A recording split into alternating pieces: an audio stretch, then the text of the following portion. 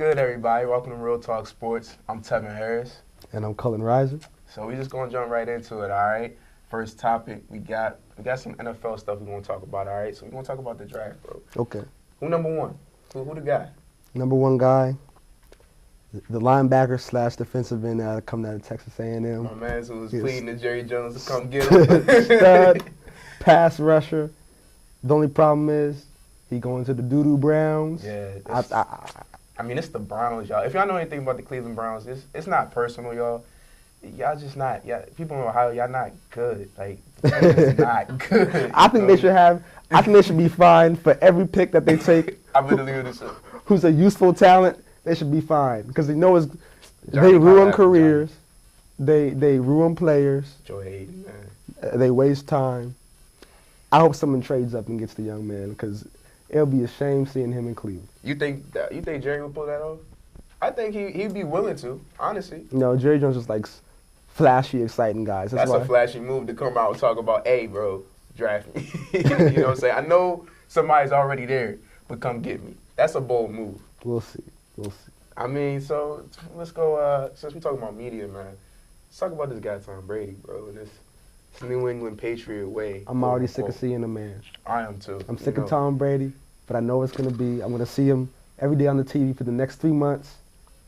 First of all, I don't think they deserve to win. They got lucky. Okay, Tom Brady's not great. He's average. He's average at best. It's really the coaching that's great. And they try to talk about their receivers, their athletes, you know what I'm saying? You think Belichick is GOAT? I think yes, Belichick is GOAT. I think, all right, first of all, for those of you who don't know, Tom Brady and Bill Belichick, head coach of the New England Patriots, Bill Belichick, Tom Brady, quarterback for the New England Patriots. If you know anything about me, I'm an retired Eagles fan. Philly, y'all be struggling. Y'all be drawing. All right.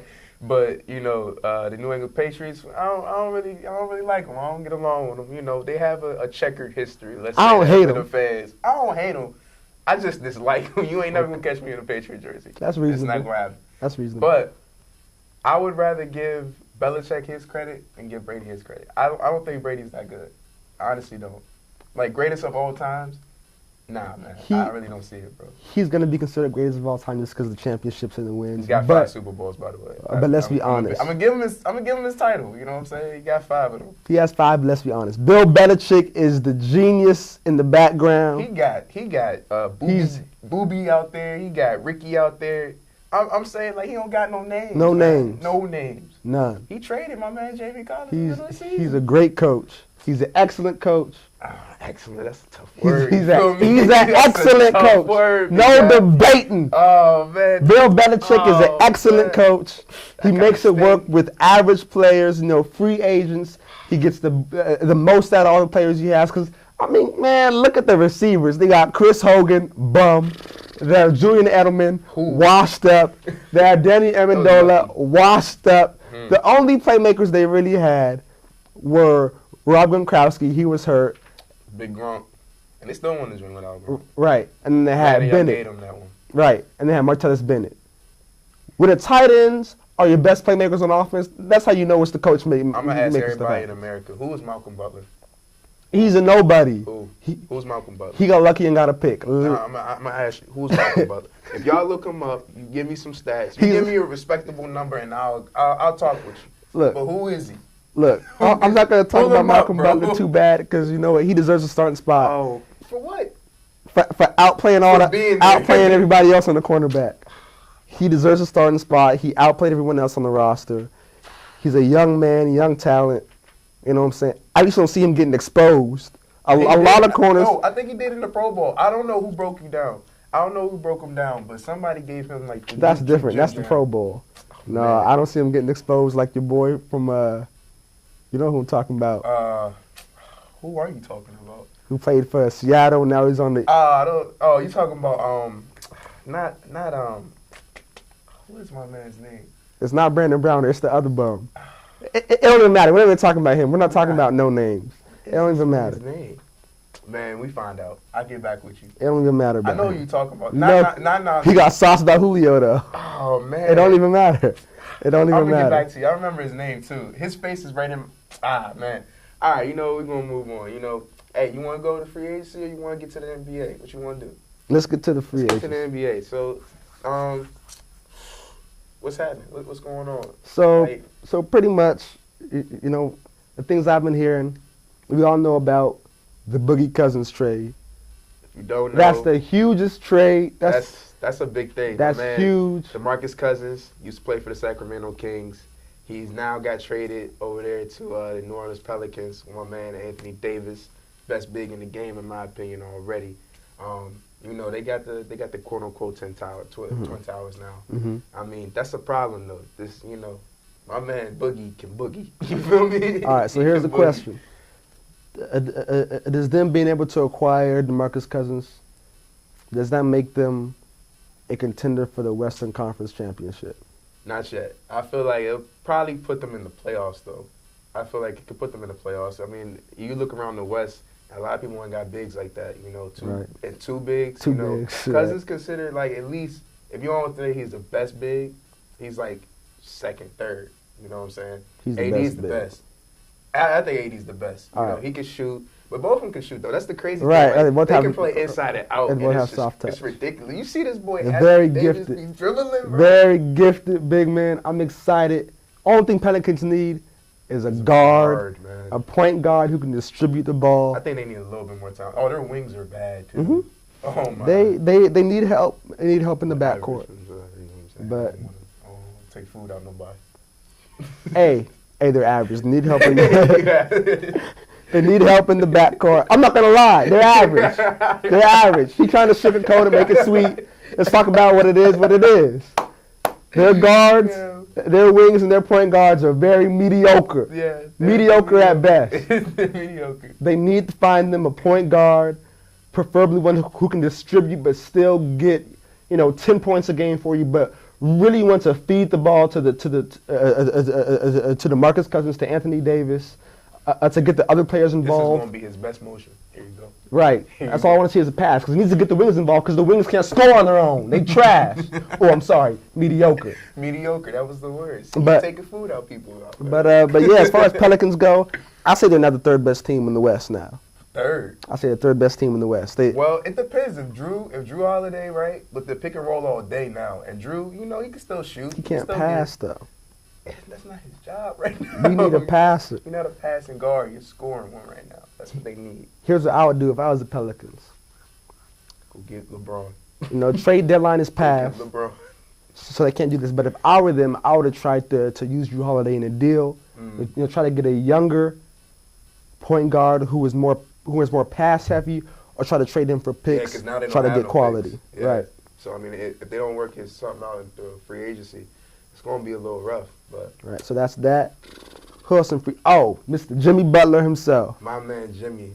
Hey, look, you ain't get traded, but it was that close. You had Paul George. I was like that close. I don't know how these trades. Hey, I would trade you, bro. I mess with y'all. Y'all cool people. I don't know how these trades. If our team who was looking to build, because let's be honest, if you're in the East, you're not gonna win unless you are LeBron James. LeBron James. So let's be honest about this. If you're in the East, you have to give whatever you can to acquire Paul George or Jimmy Butler. The teams did not do it. They will pay heavily for that. They dropped the ball. How could you not give up anything you could to get Paul George or Jimmy Butler? Especially the Celtics, they're one player away from being able to contend with the Cavaliers. They needed a Paul George. They needed a Jimmy Butler. Do you really believe in the Celtics? Yes, I believe in the Celtics. Isaiah Thomas is an MVP quality player. Jay Crowder can play defense both ways. He's like a miniature Kawhi Leonard. I'm about to say, because the boy, Sugar Cane Leonard, the boy's game is sweet. Miniature Kawhi Leonard. Nice. The Celtics play defense. Yeah. They have an offensive go-to man. They always hustle. They always play rugged, which I think that some teams in the East tend to get a little bit lazy sometimes. Yeah, I feel that. Because they can't really score, so they, you got a lot of people just, like, all right, we got all this defense play came. Right, nobody scored. That's why you needed to pick up a player like Paul George or Jimmy Butler. Don't pick up Carmelo Anthony. Go get Melo. Anybody out there, I'm publicly announcing, go help Melo. Get him out of New York. Hashtag save Melo. All right, so let's talk about Carmelo then. Let's talk about Melo. All right, hashtag save Melo. Hashtag save Melo. What's happening? Here's the thing about Carmelo. Great player. Yes. Still one of the elite scorers in the league. Yeah, easy. First ballot Hall of Famer. Inside and out game, he can handle. The only problem is he needs a lot of shots to contribute. He doesn't lock down on defense. He can play when he wants to. I've seen Kobe. I'm sorry. I've seen Melo play defense, but he does do it when he wants to. He's that kind of player. I don't know if it's been so long since you play lockdown defense. It might be a habit to not play defense. Hey man, when you get out the cornrows, bro, you gotta chill. You know, you gotta relax. Say your knees, big guy. If you're trying to win the Eastern Conference championship, if you're trying to win a championship in general, when was he gonna get one? When LeBron was in Miami, or when he left to go to Cleveland? He ain't getting one no time soon, bro. Hey, but let's go ahead. Let's get up to the time we're about to wrap it up. Mm-hmm. We're gonna get this segment. We're gonna call it the Grapevine, okay? And we're gonna talk about some that's on our minds real quick. So for me, my big topic right now, I don't know if anybody knows, but the Texas governor, right, was kind of issued a warning by the NFL, Roger Goodell. They were like, basically, there's a bill on tap in Texas about saying transgender bathrooms. Of course, if you know about Texas, they're not trying to really pass the bill, and the NFL is basically trying to make them pass the bill. So, the good governor down there in Texas, I don't agree with his politics, but he was like, you kind of need to mind your own business. This is hypocrisy.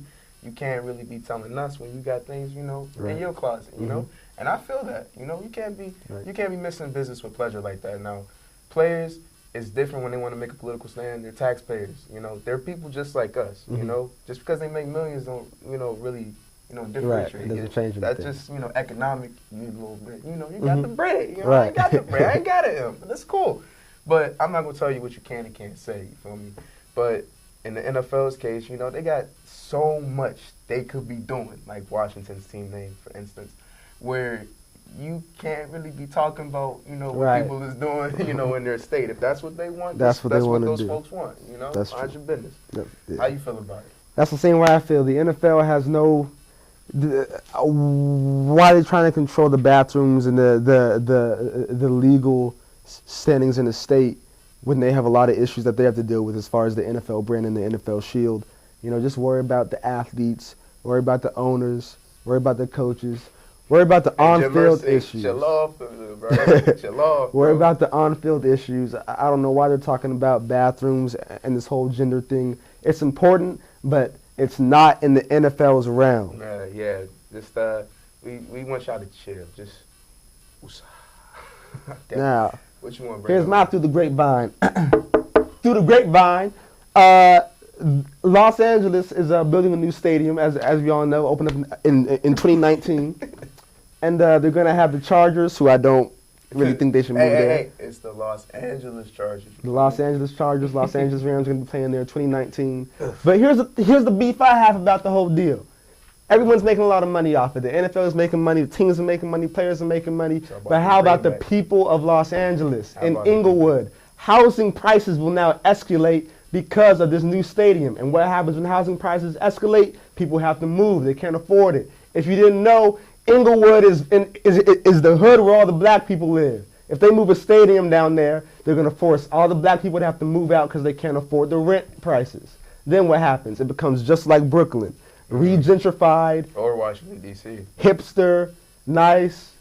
And I don't have a problem with change and with new times and with cleaning up the city, but be fair to the people who already have their homes, who already have their condos, who already have the apartments there. That's not fair. I'm not down with it. I think that's greedy. You heard my man. He summed it up. Let those people be able to make something off their investment. That's their community. Think about somebody else. Don't think about your pockets. But hey, you feel me? Yeah, that was Real Talk Sports, baby. Check in. We're gonna be on every Friday. We move in March. We're gonna be on Thursday. So peep up. Stay up, stay hip, stay woke. Real Talk Sports. We kind of out, baby. Stay blessed.